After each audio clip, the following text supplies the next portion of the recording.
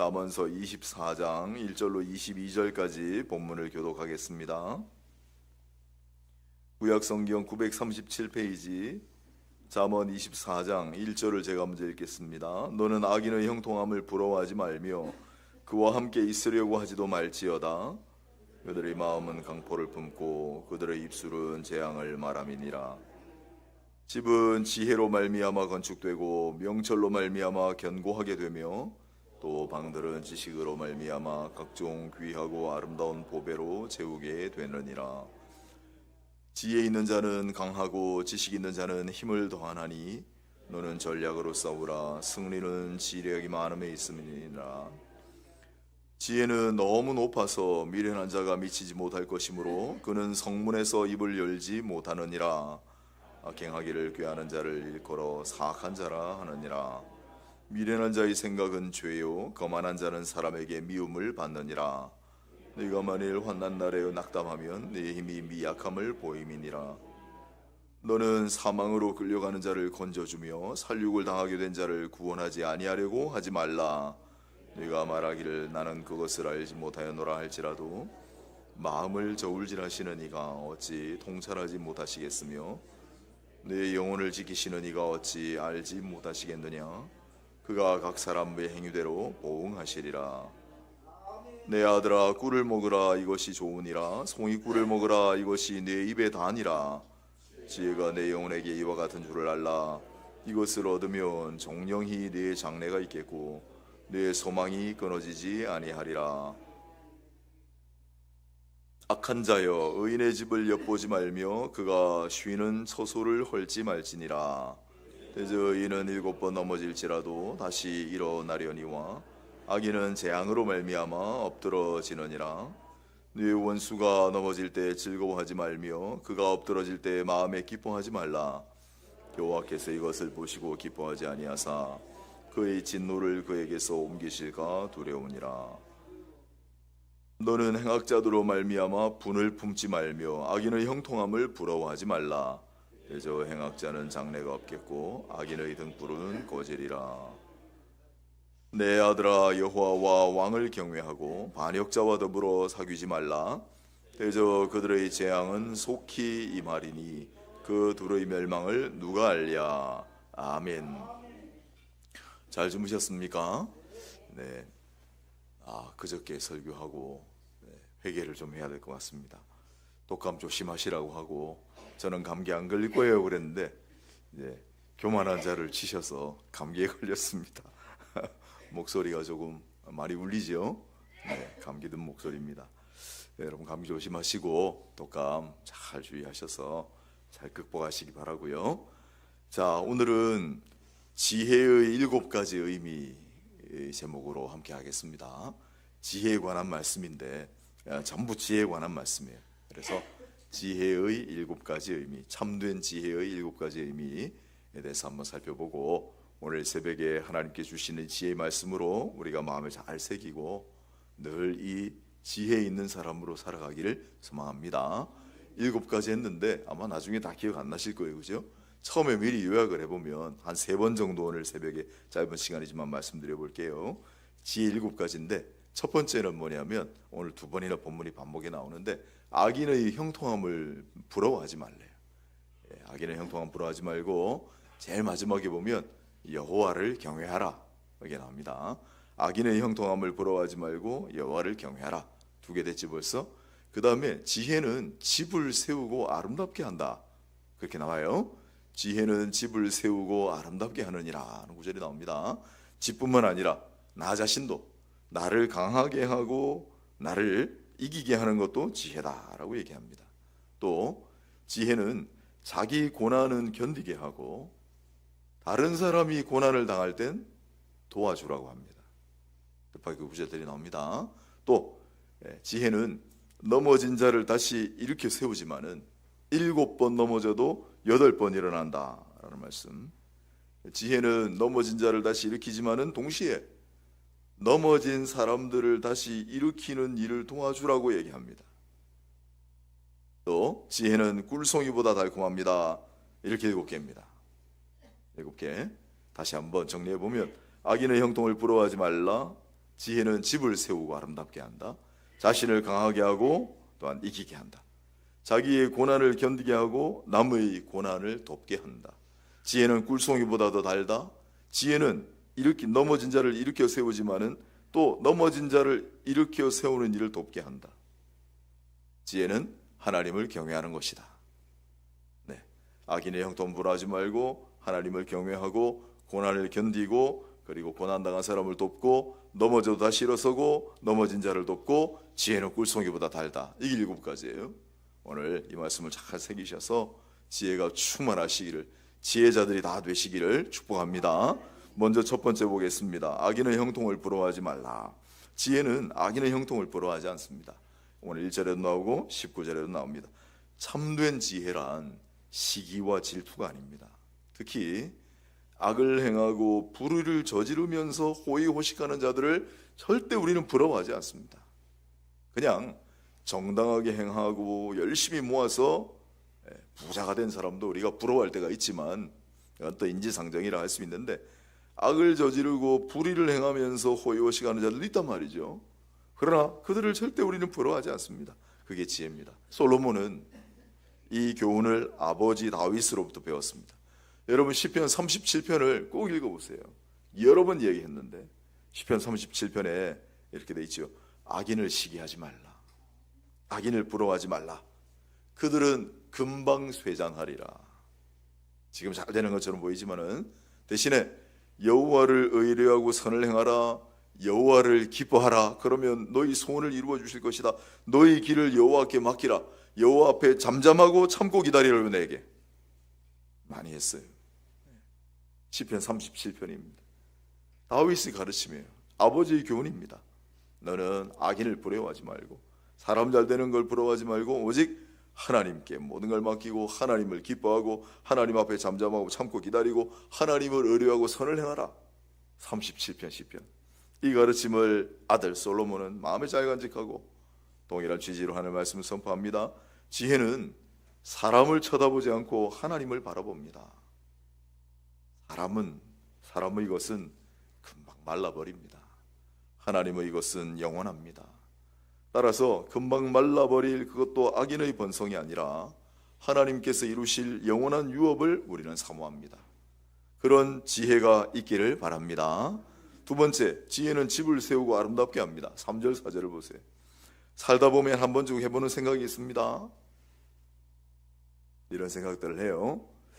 저 집은 잘 되는데 왜 우리 집은 잘 안 될까? 그런 생각 해보신 적 없습니까? 또 조금 더 바람직한 질문으로 나는 어떤 가정을 꿈꾸는가? 우리 집은 어떤 가정이 되면 좋을까? 대답이 여기 있습니다. 참 진기하고 놀랍고 아름다운 구절이라고 생각합니다. 보십시오. 집은 지혜로 말미암아 건축되고 명철로 말미암아 견고하게 되고 방들은 지식으로 말미암아 각종 귀하고 아름다운 보배로 채우게 되느니라. 집을 세우는 것은 지혜요. 그걸 단단하게 견고하게 하는 것은 명철이고 방마다 아름다운 것으로 채우는 것은 지식이다 그랬습니다. 지혜와 명철과 지식은 세상의 지혜와 세상의 명철과 세상의 지식을 말하는 것이 아닙니다. 하나님을 아는 지식, 하나님을 경외하는 지혜, 이게 결국은 집을 세우고 견고하게 하고 아름다운 곳으로 채운다라고 말씀합니다. 솔로몬은 성전을 지은 장본인이에요. 여러분 성전에 방이 2개 있습니다. 성전에 방이 2개예요. 방에 뭐 있습니까? 성전의 큰 방에는 빛과 촛불, 떡과 연기, 향밖에 없습니다. 생명의 빛, 생명의 양식, 성도의 기도. 작은 방에 뭐 있죠? 법궤가 있는데 그 법궤 안에는 말씀이 들어가 있잖아요. 아론의 지팡이, 또 만나도 들어가 있지만 만나는 작은 방에도 있고 큰 방에도 있고 생명의 양식이고 지팡이는 하나님의 인도하심이고 또한 말씀이 들어가 있죠. 작은 방에는 하나님 말씀이 있고 그 법궤 위에는 하나님의 시은좌, 은혜를 베푸시는 좌, 하나님 임재 장소가 있으니까 여러분 성전의 작은 방에는 하나님의 임재하심, 하나님의 말씀하심, 하나님 인도하심밖에 없어요. 성전에 우리의 방에도 그런 것으로 가득해야 합니다. 그럴 때 우리의 집이 반듯하게 세워지고 견고해지고 아름다운 것으로 가득하게 된다는 사실을 잊지 마시고, 우리 집은 앞으로 어떤 집이 되면 좋을까? 우리 가정은 앞으로 어떤 가정이 되면 좋을까? 한 번이라도 생각하셨다면, 그런 소망이 조금이라도 있다면 이와 같은 말씀의 은혜가 있게 되길 바랍니다. 기도하시고, 특히 이사할 때나 지금 거주하는 집에서나 늘 이 구절을 암송하며 살아가야 합니다. 지혜가 우리 집을 세우고 명철이 견고하게 하고 지식이 방마다 아름답고 보배로운 것으로 채워주십니다. 좀 여기 어렵지만 좀 그렇게 생각하셔서 늘 살아가시는 가운데, 또 우리가 이주하시는 모든 곳에서 이 말씀을 늘 암송하고 선포하며 그런 집들이 되어가시기를 바랍니다. 세 번째로, 지혜는 사람을 강하게 하고 이기게 한다고 그랬습니다. 5절부터 9절까지 그 얘기예요. 5절부터 볼까요? 지혜 있는 자는 강하고 지식 있는 자는 힘을 더하나니 너는 전략으로 싸우라. 승리는 지략의 많음에 있느니라. 지략이라고 했지만 다른 잠언서 본문에 모략이라고 되어 있습니다. 지혜 있는 자가 강하고 결국 지식 있는 자가 힘을 더하게 된다. 그래서 그 지혜와 지식으로 싸워서 이기게 한다 그랬습니다. 왜 그렇습니까? 어제 제가 한번 말씀드렸는데 역대상 29장 11절 12절이 정말 중요합니다. 역대상 29장 11절 12절 우리 외우고 암송하는 구절인데, 여호와의 위대하심과 영광과 권능과 승리와 위엄이 다 주께 속하여사니 있죠. 저는 만물의 주제가 되사 모든 손에 권세와 능력이 있으시고 사람의 크게 하심과 강하게 하심이 주의 손에 있나이다. 역대상 29장 12절이에요. 부와 귀가 주께로 말미암고 또 주는 만물의 주제가 되사 손에 권세와 능력이 있사오니 사람의 크게 하심과 강하게 하심이 다 주께 있나이다. 주의 손에 있나이다. 그러니 하나님을 알고 하나님을 이해하고 하나님을 사모하고 하나님을 향한 지혜와 지식이 있으면 그 사람을 강하게 하고 크게 하신다는 약속의 말씀이 있습니다. 그러니 오늘 잠언서에도 지혜는 사람을 강하게 하고 지식 있는 자는 힘을 더하나니 전략으로 싸우라. 승리는 지략의 많음에 있느니라 하고 성문 이야기 나오잖아요. 바로 이어서. 성문은 그 당시 영적 토론의 대결장입니다. 영적 싸움이 벌어졌는데 뭐로 이깁니까 우리? 여러분, 이 신천지하고 싸워서 이기는 거는 말 주변이 아닙니다. 탁월한 논리력이 아닙니다. 하늘 말씀으로 이겨야 합니다. 우리는 하나님의 지혜로 싸워야 합니다. 그럴 때 성문에서 대적자는 큰 소리로 말하지 못하리라 그러잖아요. 우리는 큰 소리로 외칠 수 있어요. 하나님의 지혜와 하나님의 지식으로 성문에서 마침내 승리한다라는 구절이 오늘 본문에 있죠. 7절입니다. 지혜는 너무 높아서 미련한 자가 미치지 못할 것이므로 그는 성문에서 입도 열지 못하게. 반대로 우리는 8절 악행하기를 꾀하는 자, 사악한 자, 미련한 자, 거만한 자 다 싸워 이깁니다. 지혜와 지식이 사악한 자, 미련한 자, 거만한 자와 싸워서 이기게 합니다.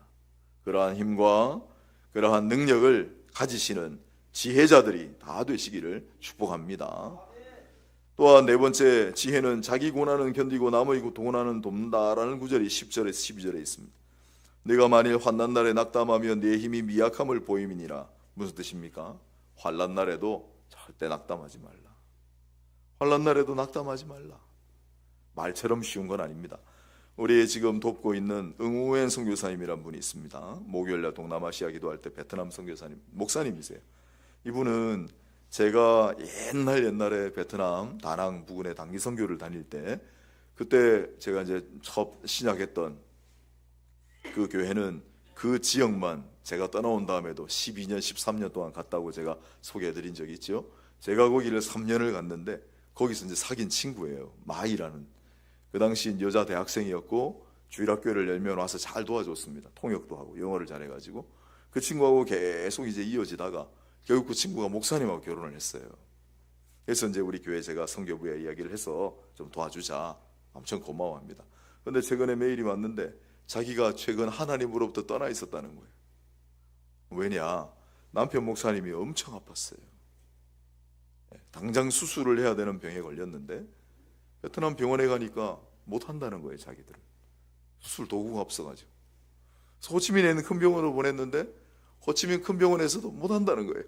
한 번도 그 수술을 안 해봤대요. 이 목사님이 돌아가실 뻔했어요. 정말 큰 위기의 순간에 겨우 하나님 은혜로 지금 위기를 넘기고 남편뿐만 아니고 자기도 아프고 애들도 아프고 자기 가족들도 지금 다 아프고 너무너무 힘든 시간을 보내고 있다. 제가 위로해드리고 했는데 자기를 위로해주는 하나님 말씀을 하나만 달래요. 이게 제가 무슨 얘기했겠어요? 이사야 41장 10절 했죠. 놀라지 말라, 두려워하지 말라. 나는 네 하나님이니라. 내가 너와 함께 하느니라. 내가 너를 도와주리라. 내가 너를 굳세게 하리라. 참으로 나의 의로운 강한 손으로 너를 붙들어 주리라. 이것만큼 더 힘이 되는 구절이 어디 있습니까? 이것만큼 더 위로가 되는 하나님 말씀이 어디 있습니까? 그러니 환난을 당해도 낙담하지 말고 주께서 우리에게 주신 말씀을 늘 기억하고 하나님의 선하심을 기억하고 내가 지금 비록 이렇지만은 하나님 선하시기 때문에 나를 다시 반드시 회복시키시고 나를 일으키시고 나를 인도하실 것이다. 굳센 믿음을 견제하시기 바래요. 환난 날이 딱 다가오면 내 인생에 어려움이 딱 밀려올 때 즉각적으로 반응하셔야 돼요. 이건 평소에 영적 훈련이 돼 있어야 돼요. 그때 딱 가서 내가 이렇게 해야지 하면 이미 늦었습니다. 늘 평소에 항상. 그래서 오늘 본문은 굉장히 실질적인 말씀입니다. 네가 만일 환난 날에 낙담하며 내 힘이 미약함을 보임이니라. 이런 구절로 들립니다. 너 환난 날에 낙담할 때 있지 않느냐? 그건 너희 힘이 미약하다는 걸 만천하에 드러내는 일이다. 왜 너가 미약하느냐? 하나님을 아는 지혜와 하나님을 아는 지식, 하나님과 가까이 하는 교제가 너를 끊임없이 힘을 주고 강하게 하는데 왜 환난 날에 낙담하고 미약해 보이느냐? 그 얘기하는 거예요. 내 환난 날에 낙담하지 말고 그 다음에 11절 12절을 보면 사망으로 끌려가는 자, 살육을 당하게 하는 자, 그야말로 환난당한 그런 자들 아닙니까? 나의 고난은 견디고 다른 사람이 고난을 겪을 때는 그를 붙들어 주라는 겁니다. 하나님께서 너를 붙들어 주실 것이다. 하나님께서 너를 지키실 것이다. 그러면 그 사실을 알지 못하는 사람들은 어떡합니까?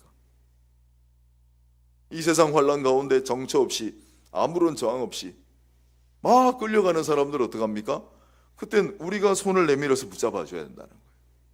그리고 이 손은 당신을 향하여 내미신 내가 믿는 하나님의 손입니다 라고 말해줘야 된다는 거예요. 놀랍죠? 12절 내가 말하기를 나는 그것을 알지 못하였다 할지라도 난 몰랐습니다. 난 내 일이 아닌데 너무 큰 위험 부담을 가지는 일입니다. 그렇게 말하지 말라는 거예요. 하나님은 저울질하시는 이가 다 통찰하시고 다 아신다는 거예요. 다 아신다는 거예요. 잠언서에도 하나님은 너희 심령을 통찰하시느냐 16장에 있습니다. 사무엘상 16장에도 여호와는 너희 폐부 심장을 감찰하신다 그랬습니다. 하나님 다 아세요. 그러니 우리가 당연히 손길을 내밀고 도와줘야 하는 형제 자매가 있을 때, 이웃이 있을 때 그걸 모른 채하고 방관하고 때로는 무시하고 심지어 조롱하고 비웃기까지 한다면 그건 절대 지혜로운 것이 아니다. 참된 지혜는 여기까지나 한다. 너무 미워하지 마세요. 못하겠어요. 너무 미워하지 마세요. 기도해 주세요. 그냥 지극히 작은 자라고 하셨잖아요. 우리에게 보내주신 지극히 작은 자다. 항상 우리 옆에 걸려서 늘 돌아보게 하시고 항상 생각나게 하시잖아요. 이분을 보면은 그래 지극히 작은 자에게 한 것이 내게 한 것이라 말씀하셨으니 이 사람에게 열심히 우리가 잘 대주면 주님께 하는 거야 되겠구나 생각하시고 그냥 긍휼히 여기시고 잘 돌봐주세요. 자, 그 다음 다섯 번째, 지혜는 꿀보다 달콤합니다. 13절 14절 있습니다. 계속해서 반복되는 잠언서에 나오지만 시편에 특히 하나님 말씀 부분과 관련 계속 나옵니다. 시편 19편 10절 하나님 말씀은 꿀송이보다 더 달콤합니다. 시편 119편 103절 주의 말씀이 내 입에 꿀보다 더 달콤합니다. 하나님 말씀은 꿀송이보다 달다고 했습니다. 지금은 여러분 꿀이라고 그러면 별 느낌이 없으시겠지만 옛날에 꿀은요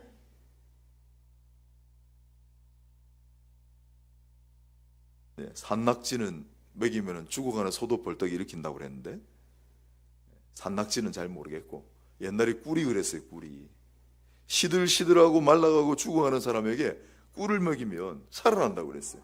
그래서 꿀은 영약이라고 했습니다. 그게 꿀이에요. 예전에 아프지 않는 사람이라도 예전에 겨울에 메마르고 당분이 없었잖아요, 옛날엔. 그런데 꿀보다 더 단 게 없었어요. 그래, 이 꿀은 정말 사람 마음을 기쁘게 하고 입을 달콤하게 하는 그런 요소였습니다. 그런데 하나님 말씀은 그 꿀보다 더 달다. 하나님 말씀은 그 꿀보다 내 입에 더 달다. 내 영혼에 더 달다라고 얘기하잖아요. 오늘은 내 영혼에 더 달다라고 얘기하잖아요. 하나님 말씀 지혜죠, 지혜. 따라서 내 눈을 밝히는 지혜, 내 기력을 돋게 하는 지혜, 내 입을 즐겁게 하는 지혜가 우리 모두에게 가득하기를 축복합니다. 여섯 번째, 지혜는 넘어질 때 다시 일어나고 넘어진 자를 다시 일으킨다고 16절로 18절에 써놨습니다. 16절 같이 한번 읽어볼게요. 24장 16절입니다. 24장 16절이 굉장히 유명하고 24장 16절, 그래서 같이 한번 읽어보겠습니다. 의인은 7번 넘어질지라도 다시 일어나려니와 악인은 재앙으로 말미암아 엎드러지느니라 그랬습니다. 지혜는 넘어졌을 때 다시 일어나게 하는 힘이 있습니다. 지혜는 하나님께 기반을 두었기 때문입니다. 잠언서 14장 32절은 악인은 환난에 엎드러져도 더 못 일어나요. 그러나 의인은 죽음 가운데도 소망이 있다고 그랬습니다. 할렐루야. 악인은 환난 당하면 그냥 자빠져 그만인데 의인은 죽음에도 소망이 있다고 그랬어요. 미가서 7장 8절에 나는 엎드러져도 다시 일어날 것이요 어두운 데 있을지라도 여호와께서 나의 빛이 되신다 하고 선언합니다. 나는 엎드러져도 다시 일어나리라. 미가서 7장 8절인데 나중에 고백이고 앞선 고백 욥기 5장 19절. 욥은 아브라함 때 인물이니까 욥기 5장 19절에 일찍이 6가지 환난에서 구원하시고 7가지 환난에도 재앙이 미치지 않게 하신다고 말씀합니다. 욥기 5장의 고백을 따르면 우리는 6전7기하는 사람들이에요. 그런데 잠언은 하나 더 발전했습니다. 7.8기를 얘기하잖아요. 우리 그리스도인은 6.8기, 7.8기의 용사들입니다. 우리는 넘어져도 다시 일어나고 환난 가운데 자빠져도 다시 일어나고. 왜요? 하나님이 우리의 기반이고 하나님이 당신의 손을 내밀어서 우리를 붙잡아 일으켜 주시기 때문인 줄로 믿습니다. 그래서 우리는 7.8기의 용사들이다. 오뚜기 같은 신앙인들이 다 되시기를 바랍니다. 아멘. 네, 우리는 넘어져도 결코 좌절하지 않고 거기서 슬피 울며 소매짝으로 눈물만 닦고 앉아있는 그런 사람들이 아닙니다. 넘어져도 다시 일어나고 발표도 다시 일어나고 그렇게 말씀해 놓으셨어요. 내가 너에게 힘을 주리라. 내가 너를 붙들어 주리라. 내가 너를 굳세게 하리라. 내가 너를 다시 일으키리라. 약속의 말씀이 수두룩하게 있습니다. 그 말씀 붙들고 오뚜기 같은 신앙인들이 다 되시길 바라고 뿐만 아니라 원수가 넘어졌을 때라도 기뻐하거나 즐거워하지 말라고 얘기합니다. 원수가 넘어지고 자빠지고 나의 대적이 잘못되면 얼마나 신납니까? 고소하잖아요. 성경은 그래 하지 말라고 얘기합니다. 그건 세상 사람들하고 똑같아. 너의 상대하는 악인들이 바로 너를 향하여 그렇게, 악인들, 나의 원수들은 내가 넘어지고 자빠지면 엄청 기뻐하고 조소하고 조롱합니다. 너는 그들과 똑같이 하지 말라는 거예요. 그게 진짜 지혜라는 거예요. 진짜 지혜 있는 자는 그렇게 한다는 겁니다. 원수를 악으로 갚지 말고 선으로 악을 이기라 말씀입니다. 너희 원수의 가축대가 막 돌아다니는 걸 보고 길을 잃었으면 그걸 돌봐줄 뿐만 아니라 그 가축대를 데리고 원수의 집에 다시 데려다 주라는 말씀이 있습니다. 어떻게 그렇게 합니까? 원수라도 그럴진데 하물며 넘어진 이웃들에게는 손을 내밀고 일으켜줘야 되지 않겠습니까? 원수가 등장합니다. 원수가 자빠진 거 즐거워하거나 기뻐하지 말라고 얘기합니다. 그러면 별로 나하고 악감정이 없는 이웃은 어떻겠어요? 내 이웃이 넘어지고 자빠지면 난 모릅니다. 나하고 관계없습니다. 심지어 무시하고 조롱하고 하지 말고 가서 넘어진 자를 너가 일으켜주라고 말씀합니다. 그것이 진짜 지혜라고 얘기합니다. 참 놀랍죠? 마지막 7번째, 지혜는 진짜 두려워할 대상이 누군지 알게 합니다. 여호와를 경외하라 그랬습니다. 마지막으로 여호와를 경외함이라는 주제로 다시 돌아왔습니다. 내 아들아 여호와와 왕을 경외하고 반역자와 더불어 사귀지 말라. 왜냐하면 반역자의 말로는 결국 비참한 패망밖에 없음이고 그 어리석은 길에 함께 나서는 것보다 더 미련한 일이 어디 있겠습니까? 베드로전서 2장 17절에 이렇게 말씀합니다. 무사람을 공경하며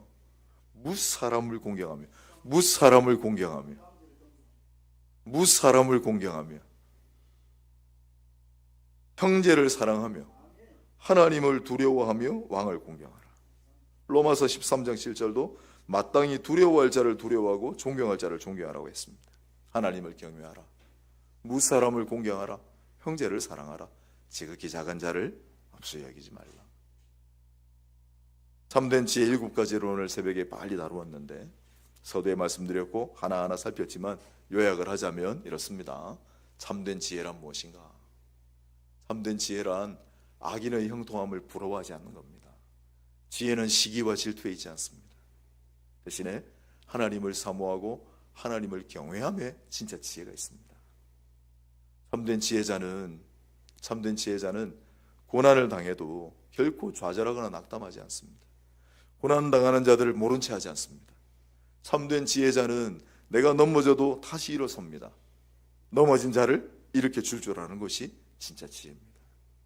이 참된 지혜는 우리의 집을 세우고 견고하게 하며 우리의 집의 방들을 아름답게 보배롭게 채웁니다. 우리의 가정, 우리의 자손들을 아름답게 합니다. 이 참된 지혜는 나를 강하게 하고 결국은 승리하게 만듭니다. 이것이 참된 지혜의 7가지입니다. 늘 이 지혜의 말씀을 잘 기억하시고 내게도 이런 지혜가 있으면 좋겠다. 하나님께서 말씀하시는 참된 지혜자로 살면 좋겠다. 지혜는 그리스도시라. 그리스도께서 이 땅에 오셔서 보여주신 모습이 바로 7가지 모습입니다.